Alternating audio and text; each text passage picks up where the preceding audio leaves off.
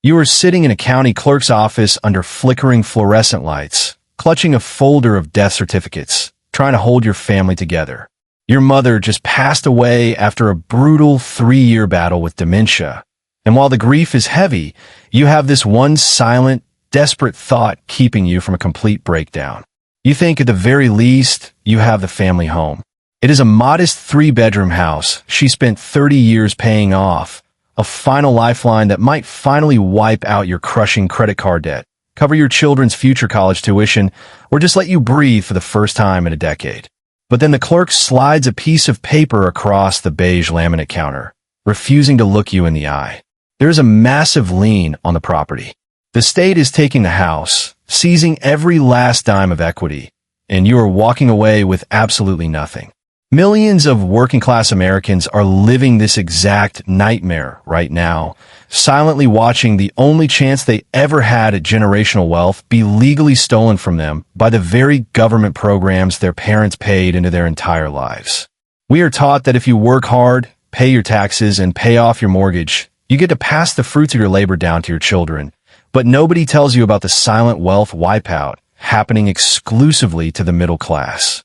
This is the dark, unspoken reality of Medicaid Estate Recovery, and it is the most efficient machine ever built for keeping American families permanently trapped in a cycle of wage labor. It traces back to a piece of legislation passed in the shadows of the early 90s, specifically the Omnibus Budget Reconciliation Act of 1993. While politicians were on television arguing about tax brackets and the national deficit, they quietly slipped in a federal mandate requiring states to seek recovery of Medicaid payments from the estates of deceased individuals. They sold it to the voting public as a way to prevent wealthy people from hiding their assets just to get free nursing home care on the taxpayer dime. But the wealthy already had irrevocable trusts, offshore accounts, and high-priced estate lawyers to shield their millions from the government. The only people who actually got caught in this trap were the teachers, the mechanics, the factory workers, and the single parents whose only real asset in this world was the physical roof over their heads. My old roommate Bobby found this out the hard way last year when he had to stand on the sidewalk and watch a state-appointed liquidator auction off the home his grandfather built from scratch in the 1970s, all to pay back a bureaucratic ledger for end-of-life care. The system is designed so that your parents must spend down every liquid asset they have until they are officially impoverished enough to qualify for help. And then, the moment the heart monitor goes flat, the state comes for the drywall. Over $1 billion is seized from the estates of low and middle-income families every single year, funneling generational wealth directly out of American neighborhoods and back into government coffers. But it gets so much darker than just the state taking a cut to balance a budget. The government isn't actually keeping most of this money, and the politicians who wrote this law were building a massive, legally protected pipeline to feed the absolute worst players in the modern financial sector.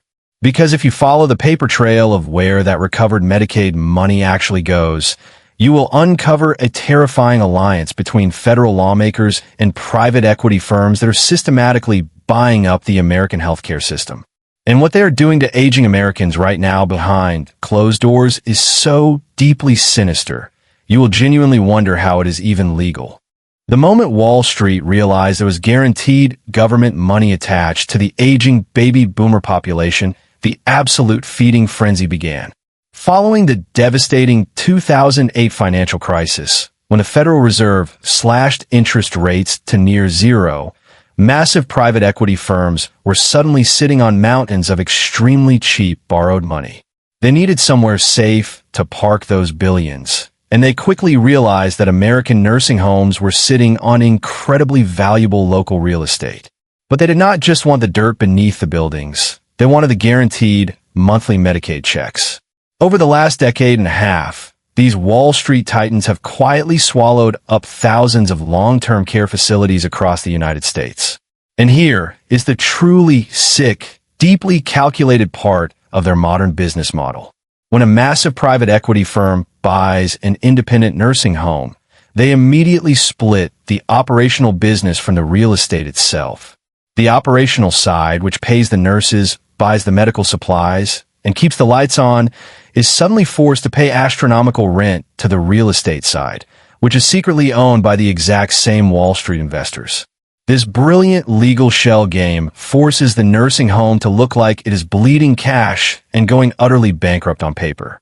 This manufactured financial crisis is then used to justify massive cuts to staffing, dangerously lower quality food, and severe rationing of basic essential medical care. Meanwhile, the massive rent payments are being funneled directly back to the elite investors as pure, unadulterated profit. You are watching the systematic, calculated extraction of wealth from the vulnerable bodies of the elderly. Frightening national data shows that when private equity takes over a care facility, the short-term mortality rate of patients jumps by roughly 10%. They are literally dying faster so that a hedge fund manager in Manhattan can buy a third vacation home. But how does this connect back to your stolen family house? Because the astronomical costs of this artificially inflated, deeply compromised care are billed directly to Medicaid. And remember, under that 1993 federal law, Medicaid is legally required to recover those exact costs from the patient's estate.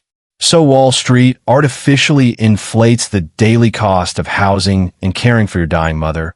Medicaid pays that heavily inflated bill using taxpayer money, and then the state government acts as a ruthless debt collector, seizing your family home to balance their red ledger.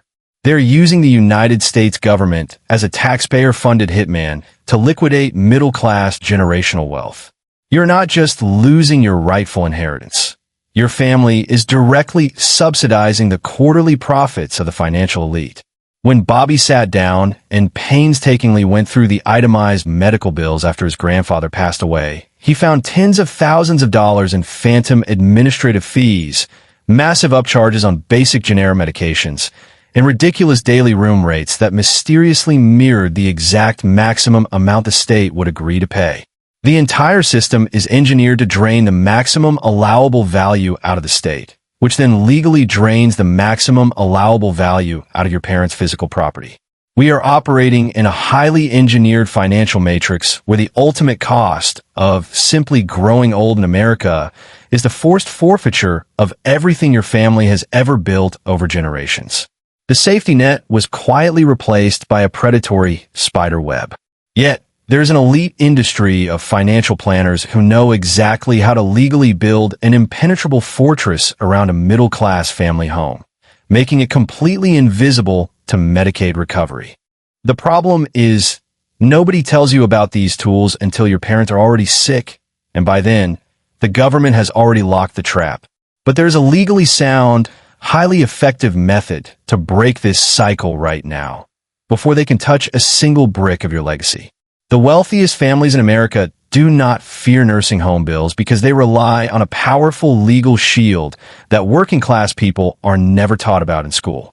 In 2005, Congress passed the Deficit Reduction Act, legislation that dramatically altered how the middle class could protect their lifelong assets. This deeply consequential law introduced a brutal, unforgiving 5-year look-back period, meaning that if your parents simply transfer the deed of their house into your name right before they get sick, the government will severely penalize them. The state will instantly deny their Medicaid coverage, mandate out-of-pocket payments, and ultimately force the sale of the family property anyway. But that exact same law left a completely legal, practically impenetrable backdoor wide open for those who have the foresight to plan ahead. It is called an irrevocable Medicaid Asset Protection Trust, and it is the ultimate weapon against the wealth extraction machine. When your parents are still healthy, you must work with an elder law specialist to create this specific trust and legally move the family home entirely inside of it. Because the trust is explicitly irrevocable, the house officially no longer belongs to them on paper, even though they absolutely retain the legal right to reside in it, change the paint colors, and maintain it for the rest of their natural lives.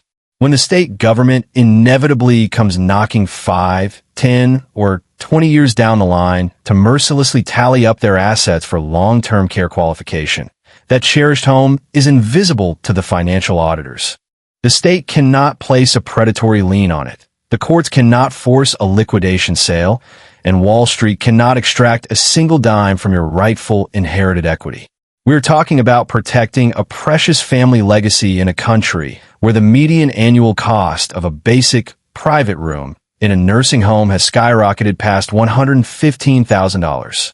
According to sobering federal data, nearly 70% of all Americans turning 65 today will eventually need some form of long-term medical care, meaning this is not a rare scenario you can simply hope to cautiously avoid. It is a terrifying statistical inevitability that will eventually arrive at your doorstep.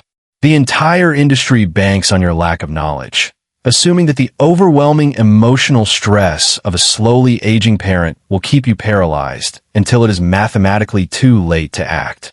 My friend Bobby actually spends his weekends now tirelessly helping his working-class neighbors set up these exact same protective trusts. He is making absolutely sure nobody else in his tight-knit community ever has to unexpectedly surrender their generational wealth to a ruthless state liquidator just because they were purposely kept in the dark about the rules of the game. You have to completely shift your mindset right now, today, from passive victimhood to aggressive financial defense. Do not wait until your mother forgets a cherished memory or your father takes a bad, irreversible fall on the back porch stairs. You need to sit down with your family this coming weekend, look them directly in the eye, and have the deeply uncomfortable but absolutely essential conversation about legally protecting what they spent their entire lives bleeding on factory floors to build. The systemic cycle of middle-class destruction ends with you, right here, right now, by refusing to be their collateral damage. If this video opened your eyes to the harsh reality of what is happening to everyday Americans, please just smash the like button, subscribe to the channel, and comment below with your family's personal experience.